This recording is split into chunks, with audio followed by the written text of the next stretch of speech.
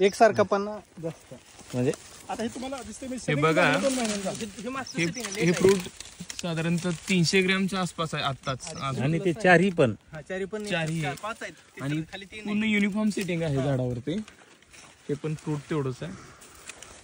आमच्या ह्याच्याप्रमाणे आम्हाला आणि आपल्या सोबत आहेत शरद किंग व्हरायटी डेव्हलप केलेले भोसले सर. असं वाटतंय आम्हाला म्हणजे साईज किंवा बाकी सगळं जे असतं काय वाटतंय तसं अजून तयारी नाही आमची. तयारी झालेली नाही तेवढं. म्हणजे पावसानं हे केलं, थोडं शेवगा लावल्यामुळे झाडाचं हे झालं, नुकसान झालं झाडाचं. आणि झाडाची छटणी जी करायची होती विरळ त्या पट्टीत तेवढं नाही झाडाचा आकार बसला नाही. एवढं करून घ्या म्हणजे सगळं नका काढू. ते नव्हतं आतली जुनी काडी ही बाहेरच आहे मग हे ते होईल बाहेर. पण काय होईल मग पुढल्या वर्षीच झाड बनवून जाईल ह्याच वर्षी. पेन मध्ये किती साईज बघा. कटिंगला खूप पुढं पेनला तिथं.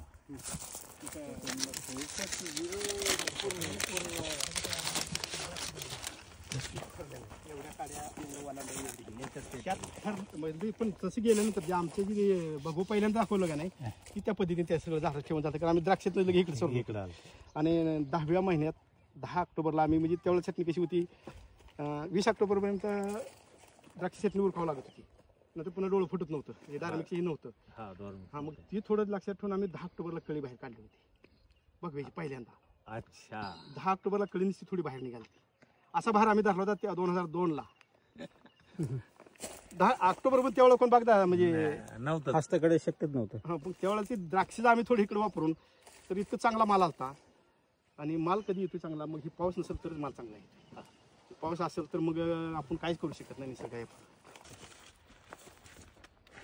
साईजला ती इतकं हे आहे ना, एखादं तर 400 ग्रॅम असेल बागा. 400 ग्रॅम असेल आताच. आता पण असं असेल किती. आणि अजून हिरवा हिरवं जेवढं ते म्हणजे काही वेळेला कसं ससं जमतं गेल्या वेळी बाहेर जंपला मारला ती निसर्गाने साथ द्यायची. आणि अनारशीत 2-3 पाऊस जादा झाला, सगळं थांबलं होतं.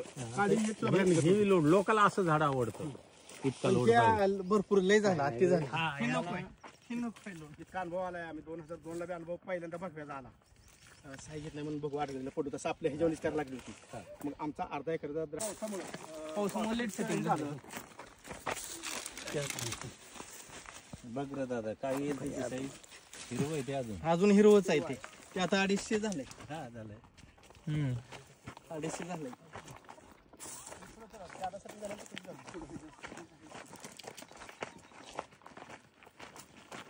पण आता हा काढून घ्या. हा नका ठेव. ते साईज गेली. मग ती बघू बाहेर, मग त्याला मान्यता किंवा मग बघू लागून नाही तर साईज येत नाही म्हणून ते बघू पाठण्यात पडलं होतं. 1-2 गणेश जास्त घेऊन आम्ही बी काय अजून केलं तरी चालते. कारण आता अजून करावं लागणार. करा ना मग करा. पण म्हणजे हा खर्च वाचला असता. आता अजून ही झाड आता विरोध वाटतं नाही, ह्याच्यात अजून 10%-20% निघायला पाहिजे. ह्यातली काडी निघायला इथं गर्दी वाटते का ही खाली आतमध्ये आहे निघायला ती पाहिजे. निघायला पाहिजे. आता हे कसं आता द्राक्षामुळे आम्हाला थोडी आयडिया आहे कुठली काढायची काय करायची. विरोध झाड बनवतानाच झाडं सुरुवात तयार करताना वलांड द्राक्षाला इथं ह्याला काय ठरलं का ह्याला किती बिल तेवढं ठेवायचं. ह्याला म्हणजे समजा 2 आहे तर 2 ते 3 वाढवून वर थोडं विरळ राहायला पाहिजे. इकडे माल चांगला आहे. इथून इकडं लोड की मला जरा नाही तर 5 जराचं खाली 5 जराचं राहते. याचं पाणी पाजरत खाली पाणी येते त्याच्यामुळे व्यवस्थित नाही. एवढं नाही तिथं आम्ही 20 फूट रुंद पाणी काढून द्या. आणि दगड भरले तर आत चारी बाजूने ह्याला. पूर्वी जी पहिली जमीन आहे ती खाली वर मुरुम भरला आहे. मरुळची जमीन खाली आहे. लवणा रान लवण म्हणते तिथे खाली आहे सगळं. खाली ही वर तयार केले सगळं. बेड मुरुम माझा येते ही इकडे भरपूर लोड. तिकडे आहे. काय होतं कमी याच्यात जर साईज आली ना लोक म्हणतात लय लिमिटेड लोड ठेवला म्हणून नाही पॉवर मी पहिल्यापासून आम्ही थोडं ती सुद्धा का वापरायचं नाही शेतकरी. त्याला 300 फळ ठेवली माझी बागला चांगली का नाही. लोकांचा समज तसा आहे अजून कमी आहे. 100-125 फळं चिकार झाली झाडाला. 50 किलोवर झाड गेले. गुणाकार करा. आणि 100 फळच लय झाले. 100-125 फळ. समजा 30 किलो माल तुम्ही ज्यादा माल ठेवून फळ घेऊन 30 किलोच काढलं आणि कमी माल ठेवून तुम्ही 20 किलो काढलं तर पैसे तेवढे जायचे. मग विनाकामाचा झाडाला त्रास आपल्याला बी विनाकामा. पुढच्या वर्षी ते हे करते इफेक्ट करते. कमी सेटिंग आहेच.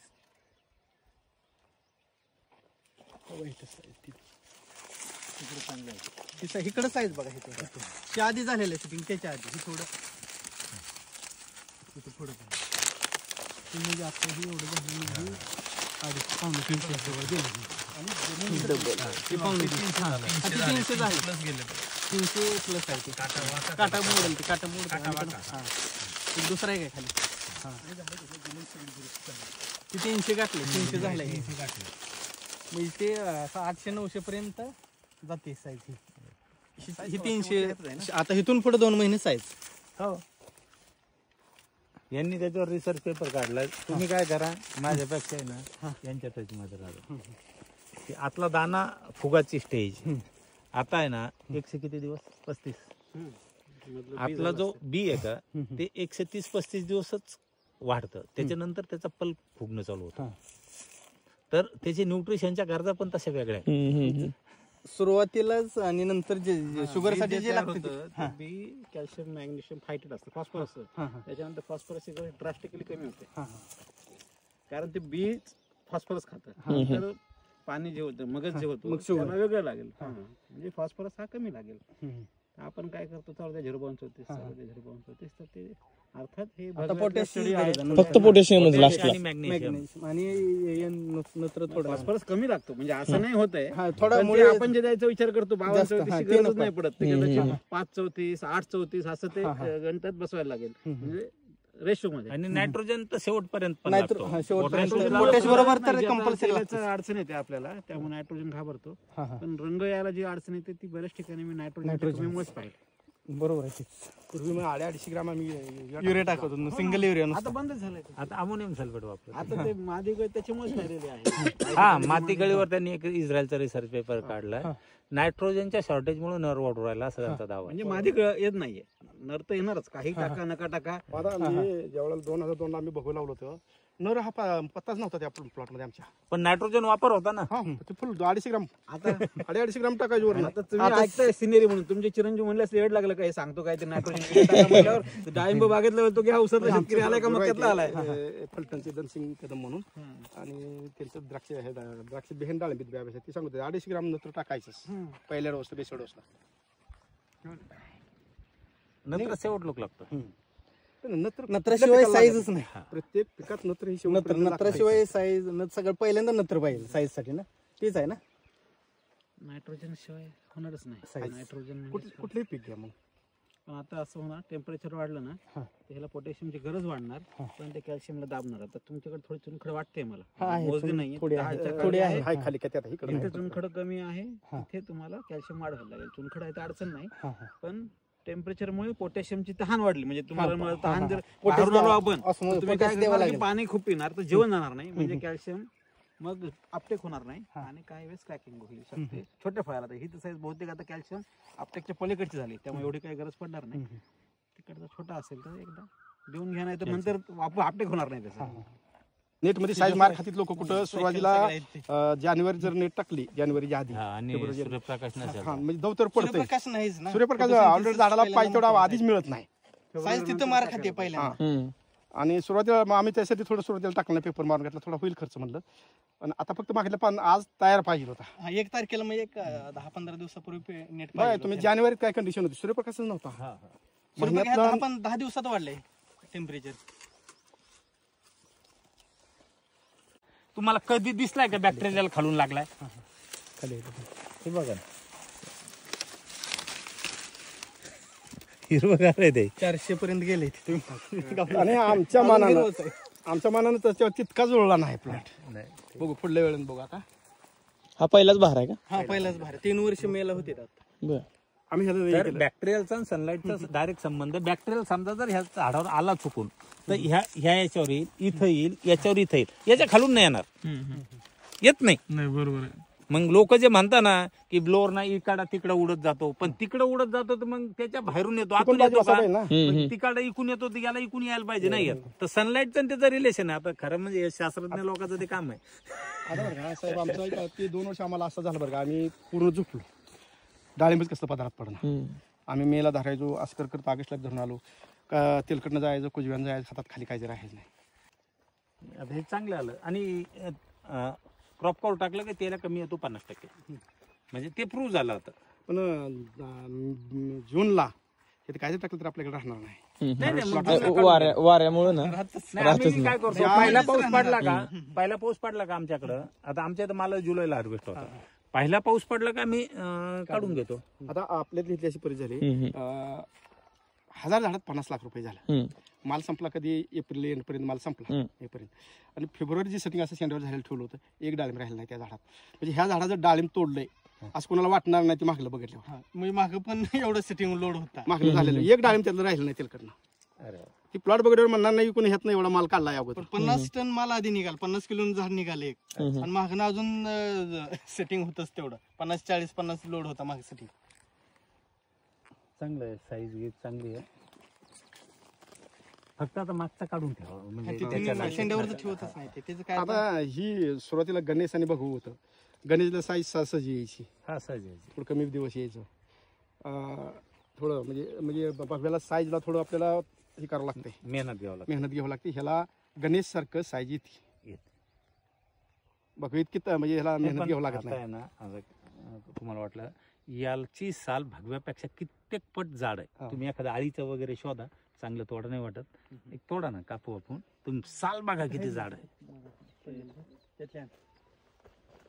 गाडी आता साल शेवटी तुमच्या सगळ्या ह्याच्यावर बी आहे, तुमच्या झाडावर तुम्ही लोड न्यूट्रिशन बरोबर पण किती सगळं बाकीचं काय अन्नद्रव्याच्या ह्याच्यावर पण आहे, आणि सगळ्याच ह्याच्यावर आहे. भगवे साल पातळ, तुम्ही ठो माल ज्यादा त्याचं पोषण नाही, उद्या गणेश एवढीच साल होणार, असं डबरी पडणार सगळं माल. सॉइल टाईपवर पण राहते सालीचं पण, बघ सॉइल मातीच्या ह्याच्यावर पण राहते, त्याचे इफेक्ट राहतात, पण एक व्हरायटी कॅरेक्टर पण हा राहतात. व्हरायटल कॅरेक्टर तिथं आहे, ते पण आहे. तुम्हाला भगव्यापेक्षा थोडा काटा कमी वाटला असेल, काटा कमी आहे, म्हणजे असे व्हरायटी कॅरेक्टर. काल मला ते एक जण म्हणे, त्याने फोटो टाकले, राव कळी आखुड येते, जाड गंज आहे म्हणे, त्याला म्हणलं शरद किंगच आहे. शरद किंगाचा आहे, पण युनिफॉर्म साईज येते ना. फळ कसं होतंय, भगव्याचं आहे ते असं लांब होतंय, थोडं लांबळ ह्याच्यावर राहते, पूर्ण गोल आहे. खरबूज. एक जण तर तेच म्हणे, खरबूज दिसून राहिले म्हणे.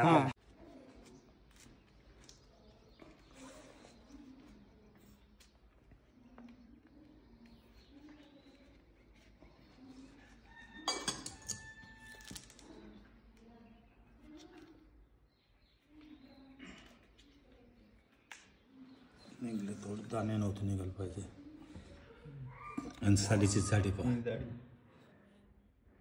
आता याला साऊथ आफ्रिकेत झालेलं रिसर्च आहे, ह्या दाण्याहून हे फळ किती मोठं होणार होतं हे सांगता येतं. याच्यातले जर दाणे तुम्ही मोजू शकले, त्याला जेवढे दाणे निघतील त्याला भागिले 1.6 करायचं, ±10% तेवढं व्हेरिएशन येऊ शकतं, तेवढं ग्रॅम त्याचं वजन होतं. म्हणजे जर याच्यात आता 600 दाणे म्हणजे याच्यात 600 पेक्षा जादा दाणे असतील, सांगावं फॉर्म्युला. हे साऊथ आफ्रिकेतलं भगवा व्हरायटीवरलं रिसर्च आहे. 400 होती साधारण, 380 वगैरे.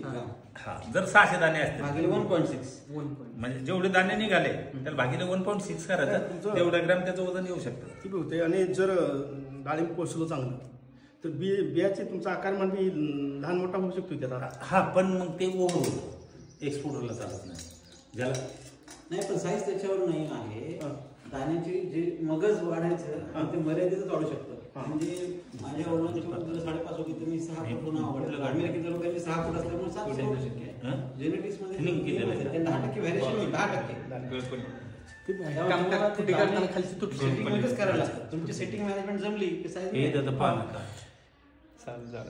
आणि तुमचं साईज कुठून आहे, तुम्ही रोप लावले पण तुमचं साईज रेग्युलर भगवत्यापेक्षा तो याचा आहे, तो कोणता सायंटिस्ट आहे, तो म्हणतो तुमची सॉइल 50% सॉइल 50%, पाणी 20-25%, मग बाकीचे कामाचा खेळ 20-25%. एवढं आहे. एवढं टॅग लावलेला राहतो गव्हर्नमेंटला.